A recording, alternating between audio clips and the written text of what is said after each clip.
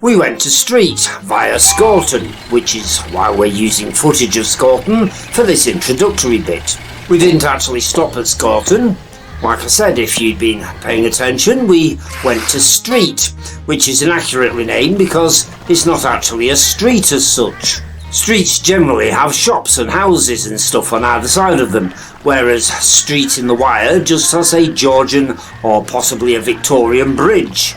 I'm not exactly sure how old it is, without wanting to sound discriminatory, although bridges start to look the same after a while. Street also contains a gatehouse to a wedding venue and some educationally deficient toads, apparently. The place was called Street by the Romans almost 2,000 years ago, circa 78 AD to be more precise. Because back in those times a Roman road ran through here, and the Romans, not being fussy about such matters, called any old road a street. Said road was excavated by our old and now sadly late friend and fellow archaeologist in arms, Hedley Lawrenson, back in the 1950s. He and his excavation buddies found a keel cross on the cobbled surface back then. God only knows what's happened to that now. Hedley and his mob stood it upright again somewhere at Street itself. But the colossal monolith disappeared during road widening works at some point or other and was never heard of again. Where the aforementioned Roman road met the River Wire, the aforementioned Romans built a not aforementioned bridge. Another bridge, that is, earlier than the one that's at Street nowadays, obviously, presumably because it was too far to jump. Said bridge collapsed a long time ago, but you can still see where it stood. Some of the boulders used in its construction have been washed downstream.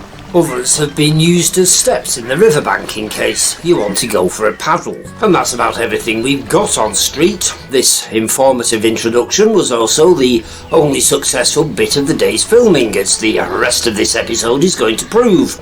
Let's move on.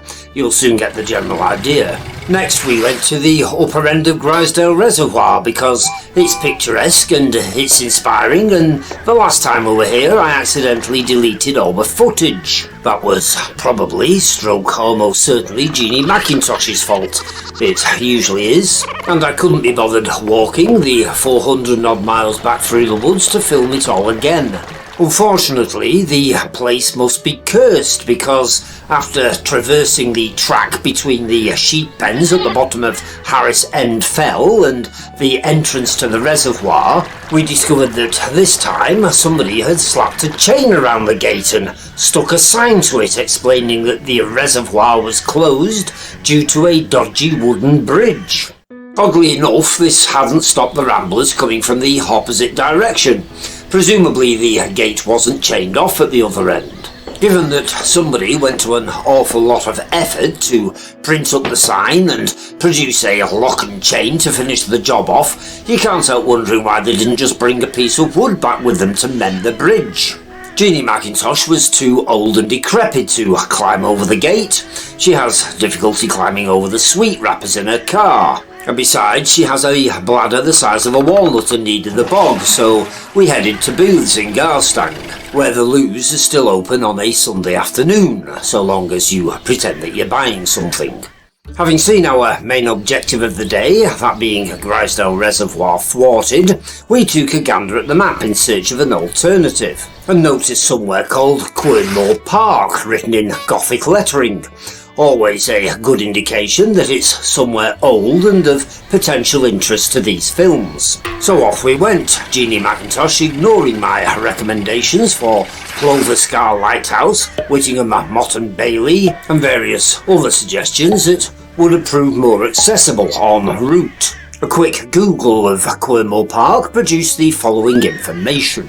Quernmore Park Hall is a Grade 2 listed Georgian country house which stands in a 20-acre estate in the village of Quernmore, part of the city of Lancaster district of England. Sounds good, doesn't it?